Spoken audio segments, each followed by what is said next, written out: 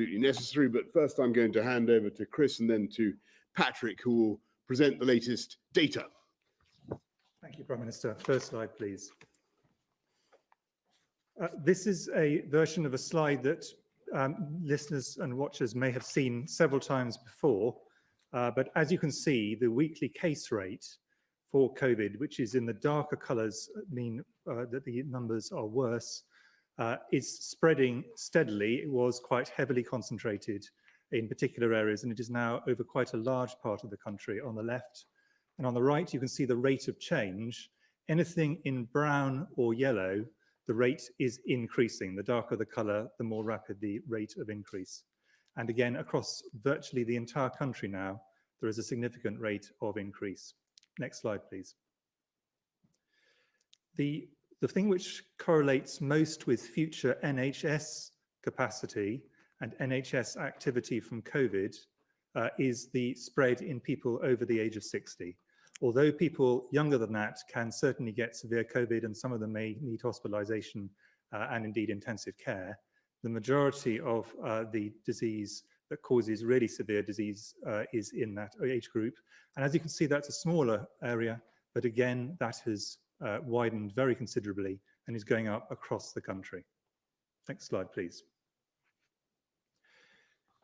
Data from the ONS, the Office for National Statistics, which is the official data, which is done as a survey across the country, shows that the prevalence of this disease has been going up extremely rapidly over the last few weeks, having been very flat due to the work of everybody in the country over spring and summer. And we now have around 50,000 new cases a day, and that is rising. Next slide, please. If we look around the country, thanks to the work that everyone is still doing, the R is substantially lower than it would have been if people were not doing the social distancing, were not doing all the things in families, in firms around the country. It would be going up much more rapidly than it is at the moment. But there is an increase in virtually every part of the country, apart possibly from the northeast, where they have been taking additional measures, substantial additional measures, and there is some evidence of some flattening, but not yet of any evidence of the coronavirus falling. And that is important because it is now at quite a high level, and if things went wrong, the margin of error is very, very small. We have very little headroom, even in the one area where there is some flattening at the moment. So things are going up across the whole country. Next slide, please. And it's probably important to think about this in terms of ages. These heat maps go from left to right over time. So the right is the most recent, and from bottom, which is children under the age of 16, up to top, which is people over 60. And as you can see, what happens in every area is that it gets darker, meaning there's more cases all the way through the period we're looking at, and it steadily moves up the ages. So it doesn't remain constrained just to one age group. And the top line is beginning to darken in every part of the country. And those are the people over 60 who, as I say, will translate over time into some cases going into the NHS. Next slide, please. And we're now beginning to see this. This is moving over to NHS activity. We're beginning to see this with a rise in the number of hospital admissions in England by age group. And this is just looking at people at different age groups. There is a rise in virtually every age group in older adults, basically anyone over the age of 45. There's a rise in number of people going into hospital with COVID over time. And this is obviously going up, not in a straight line, but in an accelerating line. Next slide, please. If we compare the number of people in hospital at this moment with the first peak of COVID, these are NHS people in NHS beds in England by NHS region. Currently, only in the northwest is this coming close to the peak that we previously had, but it is increasing in every area.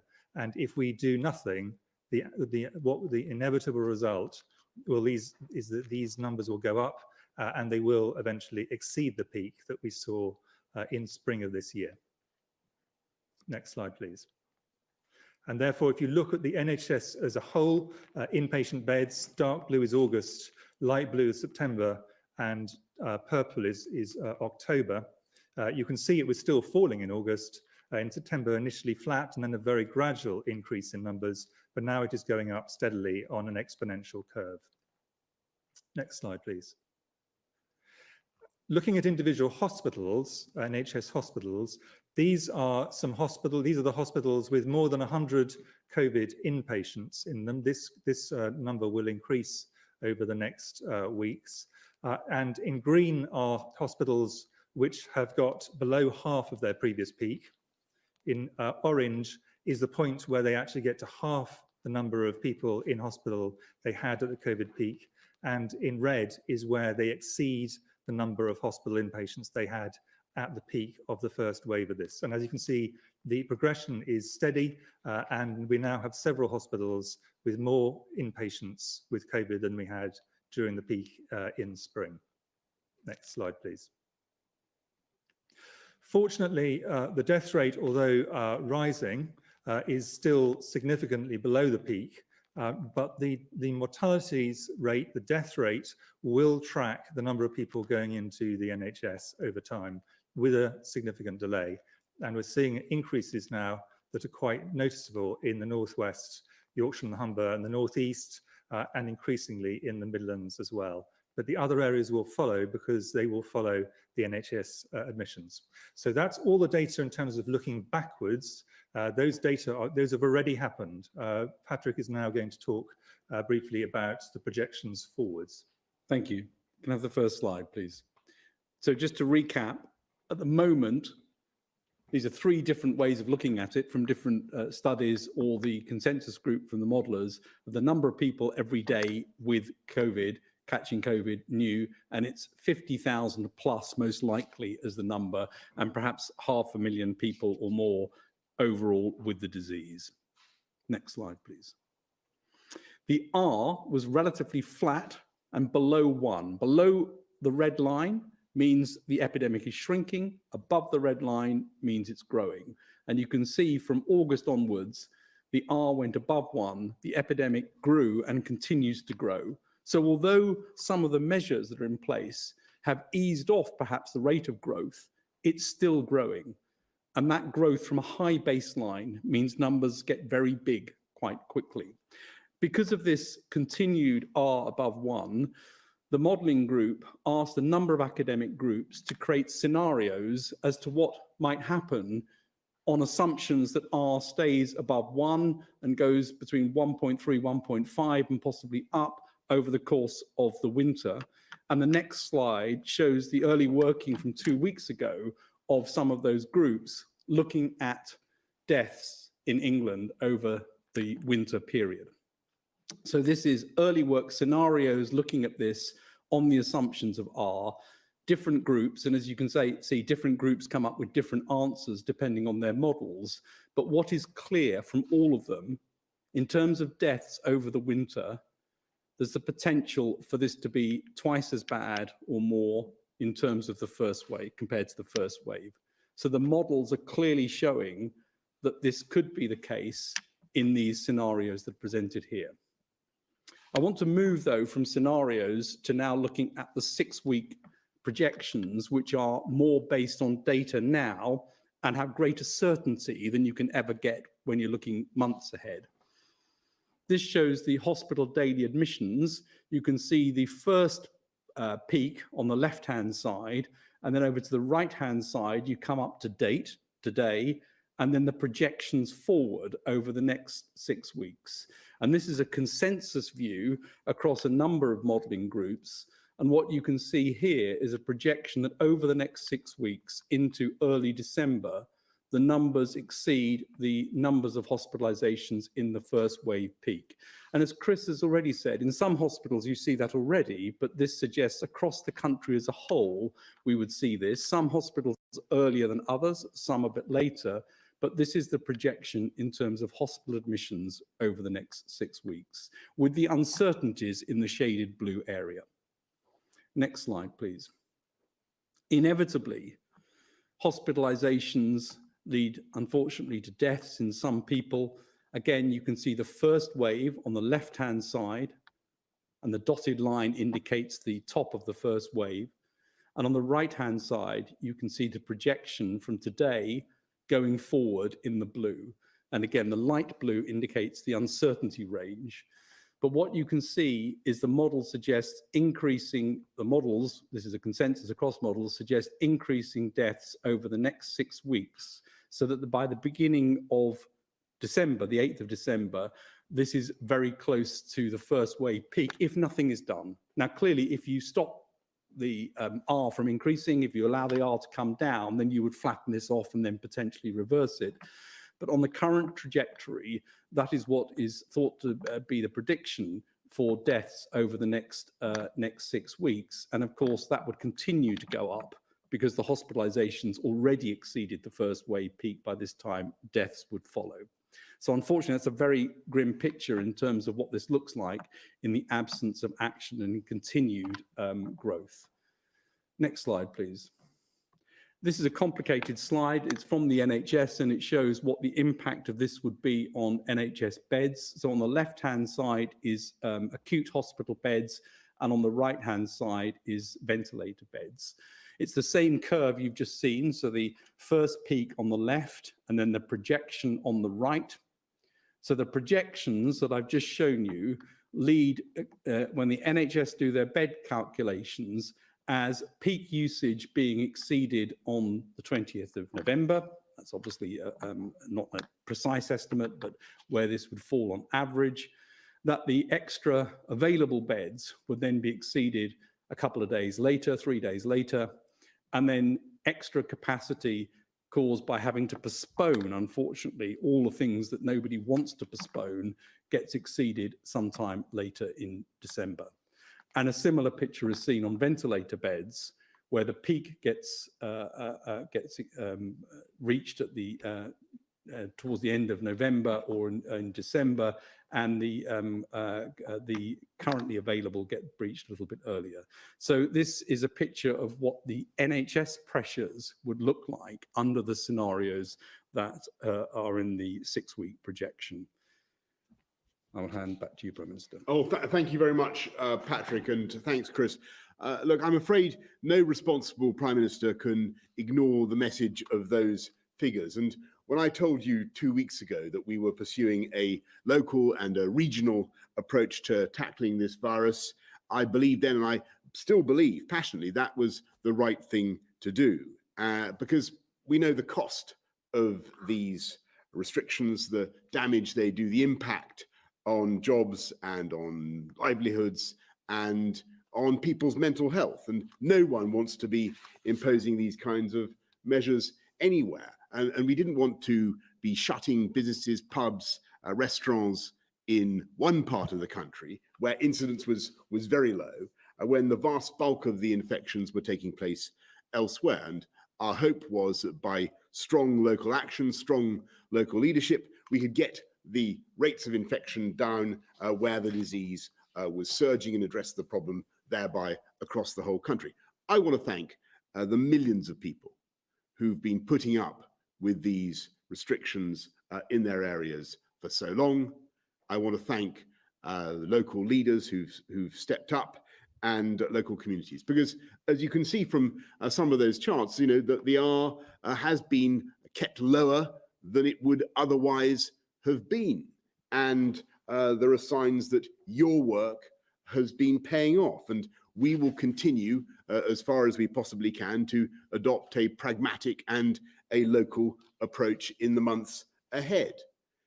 But as we've also seen from those charts, we've got to be humble in the face of nature. And in this country, alas, as across much of Europe, the virus is spreading even faster than the reasonable worst case scenario of our scientific advisors, whose models, as you've just seen, now suggest that unless we act, we could see deaths in this country running at several thousand a day, a peak of mortality, alas, bigger than the one we saw in April. And as you've just seen, even in the southwest, where incidence was so low and still is so low, it's now clear, though, that the current projections mean that hospitals in the southwest will run out of capacity in just a matter of weeks unless we act.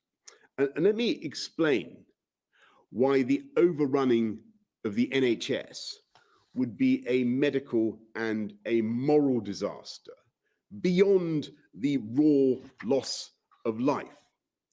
Because the huge exponential growth in the number of patients, by no means all of them elderly, by the way, would mean that doctors and nurses would be forced to choose which patients to treat, who would get oxygen and who wouldn't, who would live and who would die. And doctors and nurses would be forced to choose between saving COVID patients and non-COVID patients. And the sheer weight of COVID demand would mean depriving tens of thousands, if not hundreds of thousands, if not millions of non-COVID patients of the care they need. And it's crucial to grasp this, that the general threat to public health comes not from focusing too much on COVID, but from not focusing enough, from failing to get it under control. And if we let the lines on those graphs grow in the way that they could and the way that they're projected to grow, then the risk is that for the first time in our lives, the NHS will not be there for us and for our families.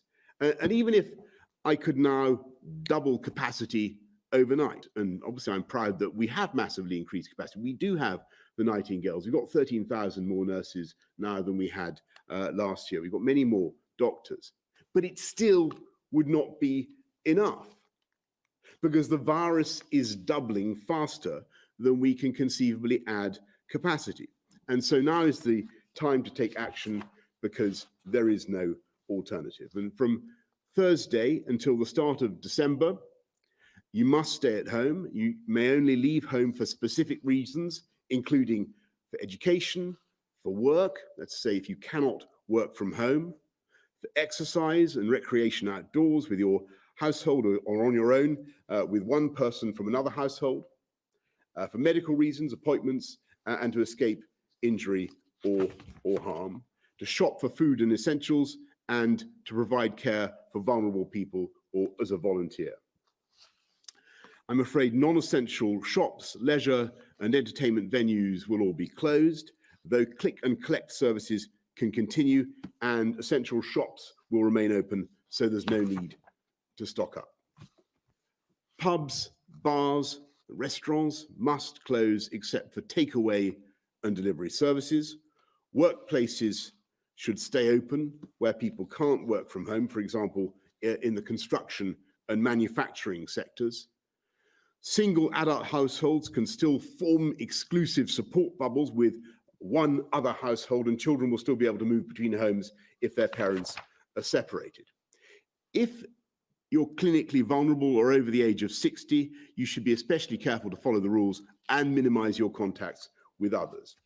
I know how tough shielding was, and we will not ask people to shield again in the same way, but we are asking those who are clinically extremely vulnerable to minimize their contact with others and not to go to work if they're unable to work from home. I'm under no illusions about how difficult this will be for businesses which have already had to endure such hardship this year, and I'm truly, truly sorry for that. And that's why we're going to extend the furlough system through November. The furlough scheme was a success in the spring. It supported people and businesses in a critical time. We will not end it. We will extend furlough until December. There will be some differences compared to March. These measures, above all, will be time limited, starting Thursday, the 5th of November. They'll end on Wednesday, the 2nd of December, when we'll seek to ease restrictions, going back into the tiered system on a local and a regional basis, according to the latest data and trends. Christmas is going to be different this year, perhaps very different, but it's my sincere hope and belief that by taking tough action now, we can allow families across the country to be together. My priority, our priority remains keeping people in education, so childcare, early years settings, schools, colleges, and universities will all remain open. Our senior clinicians still advise that school is the best place for children to be. We cannot let this virus damage our children's futures even more than it has already, and I urge parents to continue taking their children to school, and I'm extremely grateful to teachers across the country for their dedication in enabling schools to remain open. And it's vital that we keep provision for non-healthcare groups going. So please, and this is really important, unless your clinicians tell you otherwise, you should continue to use the NHS, get your scans, turn up for your appointments, and pick up your treatments. If at all possible, we want you to continue to access these services now and through the winter. Indeed, it's only by taking this action that we can protect the NHS for you. On Monday, I'm going to set out our plans to Parliament. On Wednesday, Parliament will debate and vote on these measures, which, if passed, will, as I say, come into force on Thursday. We've updated the devolved administrations on the action we're taking in England and stand ready to work with them on plans for Christmas and beyond. We should remember that we're not alone in what we're going through. Our friends in Belgium, France, Germany have taken very similar action. And so as we come together now to fight this second wave, I want to say something about the way ahead, because people will reasonably ask, when will this all end? And as I've said before, I am optimistic that this will feel very different and better by the spring. It's not just that we have ever better medicines and therapies and the realistic hope of a vaccine in the first quarter of next year. We now have the immediate prospect of using many millions of cheap, reliable, and above all, rapid turnaround tests. Tests that you can use yourself to tell you whether or not you're infectious and get the result within 10 to 15 minutes. And we know from trials across the country in schools and hospitals that we can use these tests not just to locate infectious people, but to drive down the disease. And so over the next few days, weeks, we plan a steady but massive expansion in the deployment of these quick turnaround tests, applying them in an ever-growing number of situations, from helping women to have their partners with them in labour wards when they're giving birth, to testing whole towns and even whole cities. The army has been brought in to work on the logistics, and the programme will begin in a matter of days. Working with local communities, local government, public health directors, organisations of all kinds, to help people discover whether or not they're infectious, and then immediately to get them, to help them to self-isolate and stop the spread of the disease. And I can tell you tonight that the scientists may be pretty uniformly gloomy about the immediate options that we face, but they are unanimously optimistic about the medium and the long-term future. We will get through this, but we must act now to contain this autumn surge. We're not going back to the full-scale lockdown of March and April. The measures that I've outlined are less prohibitive and less restrictive, but I'm afraid from Thursday, the basic message is the same. Stay at home, protect the NHS, and save lives. Thank you. I'm now going to go to questions from the public and then from the media. We're going to go first to Matt from Plymouth. Quieter corners of the country, such as South East Cornwall, have very low incidence of COVID, but are we likely to see restrictions put in place in solidarity with the rest of the UK? Well, thanks very much, Matt. Look, it's not solidarity with the rest of the UK, alas. It's not a gesture. What we're seeing, the numbers from the southwest, it's very clear that it's doubling there as well, and the pressure on the hospitals in the southwest is particularly acute, and we've got to recognise that although the incidence is low, it is growing in the southwest, and we need to tackle it. And we need to tackle it now. But Chris and Patrick, anything you want to add to that? The only thing to add, Prime Minister, is just to reiterate, many of the areas which are lower have some of the highest rates of increase. And also some areas, including the southwest, are likely to get pressure on beds really relatively early because of the particular way that the NHS is constructed in those areas. Thanks very much, Matt. Let's go to Alex from London. Alex from London asks, many graduates of 2020 are struggling to find work and having their internships and placements cancelled. What is the government doing to support graduates in accessing the labour market? Well, thanks, Alex. One of the many things that we're doing is the £2 billion Kickstart programme, which is designed to help 18 to 24-year-olds get into the labour market by supporting their employers to take them on with a contribution from government to the value of the living wage, and we hope that will be effective in what will unquestionably be tough months ahead. Kickstart amongst many other schemes that we're using to support young people get jobs across this country. I'm going to go now to, since that was obviously a question for me rather than for the scientists, I'm going to go to Laura Koonsberg of the BBC. Laura. Thank you very much, and good evening, Prime Minister. You were told by your own scientists many weeks ago that you would have to take national action in order to save lives. Prime Minister, what took you so long? And to Professor Whitty and Sir Patrick, you've always been clear that taking early action would have the greatest chance of success in controlling the spread of this disease. Do you think that people may have lost their lives unnecessarily because of the delay?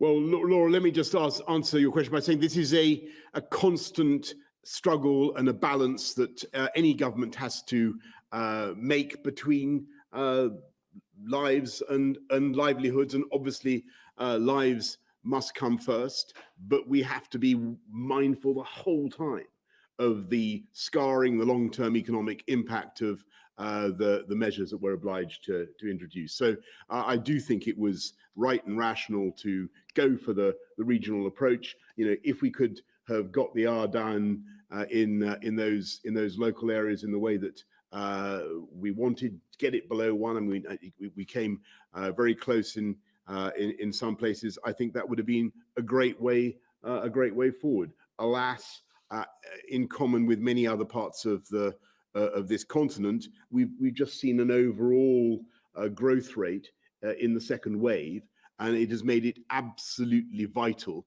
to act now to protect our NHS and to save lives. And you know, yes, it is true that the course of the pandemic has changed, and it's also right that the government should change and modulate its response in accordance. And I make absolutely no apologies for that. But I know there are other questions. Sorry. Well, I mean, this is a horrible virus, and these are horrendous decisions to have to make. And you know, one shouldn't underestimate the impact of lockdown and all the other things that come along with that. There's no doubt, from the purely point of view of the spread of COVID, the earlier you go in, the better. And so that is definitely the case for the spread of the disease. But of course, you know, people have to take into account other things as well, and that's a matter for politicians. Thanks very much. Well, the only thing I'd add is relative to other countries in Europe, some have gone earlier and some have gone later. France, for example, has actually gone arguably slightly later in terms of its epidemic curve. And these are very difficult judgments for every government. I would reiterate, though, the point just from a health point of view, many of the things that are involved have significant downsides. And therefore, we've always been having to, in the advice, walk the path of saying there are some very significant things you have to do early, but if you do them early, you also come at a very significant cost. And how do you balance those two across one another? Thanks so much, Laura. Beth of Sky News. Thank you. Prime Minister, you said recently a national lockdown would be a disaster, but many people watching this tonight will conclude that your failure to follow sage advice and the advice of the men standing by your side 5 weeks ago was now the wrong call. We face a longer lockdown, Christmas is in doubt, the NHS could be overwhelmed. Do you accept you should have followed the scientific advice more closely? And do you regret that you haven't? And if I could just ask Professor Whitty, many people will be watching this tonight. They will be very worried about what it means for them and their families, particularly going into Christmas. Realistically, is it now too little too late to get us to a place where we will be able to celebrate Christmas with our families?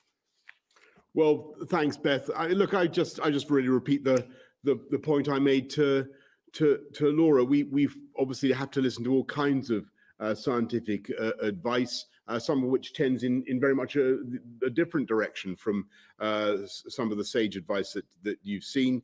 But we also have to balance that scientific advice with the consequences for people's lives, for people's mental health, people's livelihoods that comes from lockdown measures. And you've heard what David Nabarro of the World Health Organization, a very estimable epidemiologist, says about lockdowns. There's a range of advice, and there's a balance that we have to strike. I think I would just stress that we're not going back to we're not closing schools. It's very, very important that we're keeping schools open. Construction, manufacturing, we want to keep going. People, of course, should work from home. We want to minimize contact and get the R down, and that's the important thing. That's the way to protect the NHS. But I'm not going to pretend to you that these judgments aren't incredibly difficult. They are incredibly difficult, and we have to find the right balance, and we have to change with the changing pattern of the virus. And alas, what we're seeing now is a pretty consistent surge, not just in this country, but across many of our friends and partners in Europe. So we have to deal with it, Beth. In terms of the timing, the idea that there is some perfect time to act is a complete misapprehension. There is basically no perfect time, and there are no good solutions. All the solutions are bad. And what we're trying to do is have the fewest, the least bad set of solutions at a time which you actually achieve the kind of the balance that needs to be struck between all these things that ministers have to make decisions on. And in terms of making festivities, whether it's Christmas or any other religious tradition, we would have a much better chance of doing it with these measures than we would if these measures were not being taken today. And I think let us see how this goes over the next few weeks. Thanks very much, Chris. Let's go to, and thanks, Beth. Let's go to Romilly Weeks of ITV News. Prime Minister, thank you. The route out of the first lockdown was supposed to be local restrictions and test and trace. Now those have shown to be totally inadequate. Why do you think that they will help to get us out of a second lockdown? And Well, to the medic, sorry. if I may, do you believe a month of lockdown will be enough to allow families to be together at Christmas? And do you believe, like the Prime Minister, that things will be better by spring? Well, Romilly, first on why I think the local approach remains the right approach, and what I talked about what we're going to do with the lateral flow testing, the mass testing, the LAMP testing, all kinds of testing that we're going to be rolling out, already are rolling out. That works so well if you have local buy-in, local support, local organizations, local councils, public health directors, everybody involved together. And that the same applies to all the measures that we want to put in place. That's why the regional approach was right. One reason why the regional approach was right. Second reason is if the local approach was right. Second reason, as I say, when you have a situation in which, in a very big country with a huge population, you have very considerable disparities in incidence, it's logical not to treat the whole country the same. And you heard that point made by Jonathan Van Tam and others very recently. And I think that holds a lot of water. The trouble we've got, I'm afraid, Romilly, is that the local leadership and the local initiatives, the tiers they were in, they made progress. I mean, they did get the R down in the areas or lower than it would otherwise have been. No question, no question. They made a huge, their sacrifices, their effort made a huge difference. And perhaps if we continued, that it really would have worked in those areas. The problem was that we were just seeing too many cases really taking off across the whole country, and it wasn't coming down fast enough in those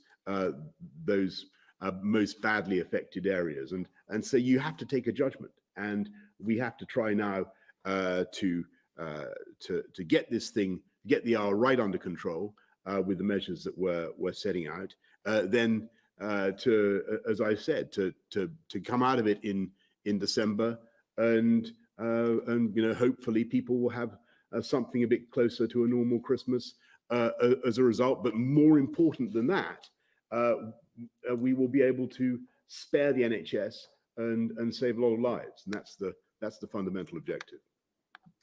On the questions you asked me, I think if we did not act now, then the chances of the NHS being in extraordinary trouble in December would be very, very high. So in a sense, this is trying to make sure that December is not an impossible place for the NHS with large numbers of people infected and large numbers dying. I am, however, as the Prime Minister said, one of many scientists who are much more optimistic when we look forward to spring. And that's for multiple reasons, each one of which contributes a small amount.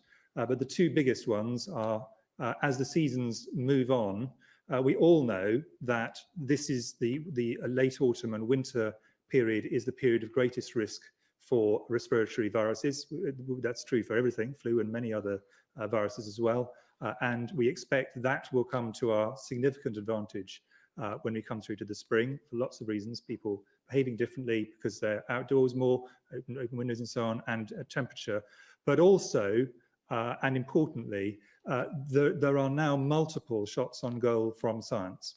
And the scientific effort that is going on at the moment is absolutely unparalleled.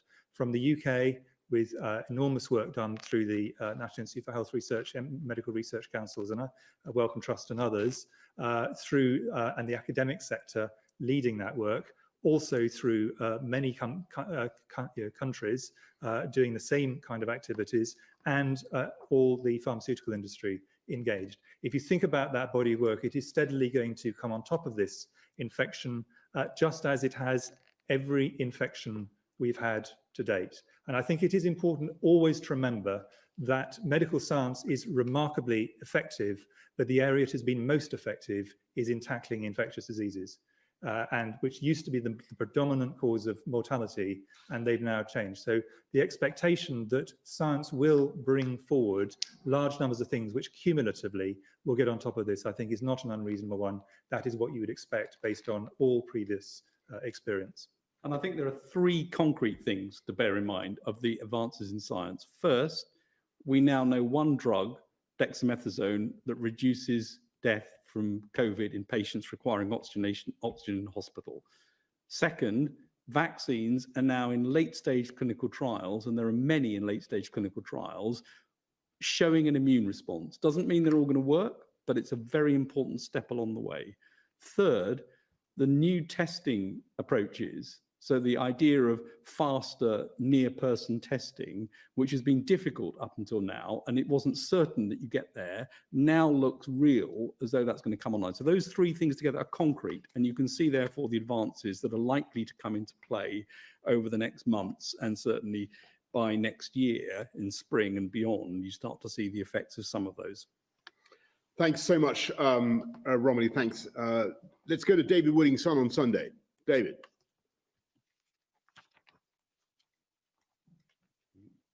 Dave, you need to unmute. You need to unmute. Mute. Thanks. Sorry, apologies. If this 4-week lockdown doesn't do the trick and you have to extend, what sort of length of time do you envisage? Another week, another 2 weeks, another 4 weeks? And could I perhaps ask Professor Ballinson, Professor Whitty and Sir Patrick, whether they think that 4 weeks is enough or whether they were pushing for a bit longer? And the other thing I'd like to ask quickly is the Premier League matches, are they still going to be played throughout this period? I can say yes to the Premier League. I think with authority, David, on the is the period up to 2nd of December going to be enough? I hope so. We have every reason to believe it will be, but we will be driven by the science, and we will look at where we've got to. I'm optimistic because as I said a couple of weeks ago, and I said again tonight, the R, although it's above 1, is not that much above 1. I think you looking at one of the slides that Patrick showed us earlier, it has been coming down. The trouble is, that still means the disease is doubling. If we can get it below 1, then, as you know, it starts halving, and that's where we want to get. And we think this package will do that, but we will be led by the evidence. I think the key is getting the R really below 1 during this 4 weeks. So if we all do what we're supposed to do during this, the R will come down. If we can get the R well below 1, it starts to halve and we end up in a much better position. But I don't think it's a situation where in 4 weeks' time, you just say, well, everything's back to normal again, and there's going to have to still be some restrictions over the winter until the new measures come in spring and the new things come along. But 4 weeks with a really good reduction of R would make a big difference. And just on the period coming up to, as it were, to December the 2nd, we will be looking very carefully at what's happening in the tiered areas and working out exactly which tier would be most appropriate as we come out of these tougher autumn measures. Let's go to Harriet Lyon of the Press Association. Thank you, Prime Minister. What is your message to leaders in Scotland, Wales and Northern Ireland? Do you want them to follow your lead and introduce the same measures? And if not, are you considering restrictions on travel between the 4 nations? And to the scientists, why are you confident that you won't need formal shielding this time around? And is there also a danger that hospitals could still be overwhelmed despite these new restrictions? Well, thanks very much, Harriet. First of all, on the devolved administrations, the situation now is that there's quite a large degree of congruence between the whole of the UK, in the sense that Northern Ireland and Wales have very similar arrangements already to the ones we're announcing tonight, and Scotland, as you know, has its 5-tier system, which it also involves some pretty stringent measures to deal with fundamentally the same problem that we have across the whole of the UK, which actually we're dealing with in pretty much the same way. And as you know, every day there are constant discussions between the 4 CMOs, and certainly at a political level, constant conversations about how we're fighting this together. Yeah, and just to reinforce that the 4 CMOs talk together very regularly to try and make sure that the science and the thinking is as aligned as possible. In terms of shielding, which is your question specifically to us, we're not suggesting that people who previously were on the shielding list, the just over 2 million people who are on the shielding list, do not need to take extra precautions. They do, but we learnt a lot from the first time with the shielding programme. And some of the things worked, but some of the things did not. So what we're not aiming to do is to reproduce it. There were both some practical problems, and there was also the issue of people having significant problems with loneliness and feeling completely cut off from society. And what we're trying to do is try and avoid those downsides to shielding, whilst reinforcing the message that for people who are particularly vulnerable, they do need to take even greater precautions than the general public. Right. Well, that brings us to the close. Thank you very much, Harriet. Thank you, everybody, for watching. I just repeat those 3 rays of sunshine or of optimism that we from our scientific and medical advisor, rather than from me. The prospect of ever better drugs, already dexamethasone, the realistic, though by no means certain, but realistic prospect of of a vaccine, and then the hopes that were and confidence that we're now placing in rapid turnaround testing that we're rolling out across the country. But in the meantime, we have to put in place these tougher measures for now until the 2nd of December across the country. And it goes without saying, everybody, don't forget the basics, don't forget hands, face, space, get a test if you have symptoms. Thank you all very much. Stay safe. Thank you.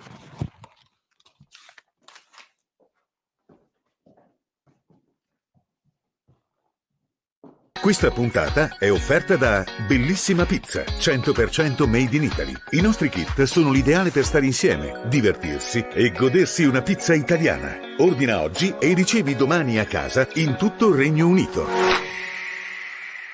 Scarica l'applicazione di TeleLondra, è gratuita e rimani connesso con il mondo italiano in UK. Ricevi le informazioni per gli italiani in UK tutti i giorni. Questa puntata è offerta da Fattoria Donnatina, il negozio delle eccellenze semplici e naturali, anche online, senza uscire di casa. Cercaci su donnatinastore.com. Semola di alta qualità, 8 uova per chilo di farina. Questa era la ricetta delle nostre nonne, che noi ora usiamo per produrre la pasta di Camerino. Trovi anche la linea Hammurabi dall'alto valore proteico e basso contenuto glicemico e glutinico. Smetti di mangiare pasta e inizia a mangiare una signora pasta. Pasta di Camerino, la pasta di una volta, sulle tavole di oggi. Se anche tu vuoi fare pubblicità su Telelondra, scrivici a info@telelondra.uk o contattaci al numero 07 43 21 99 430.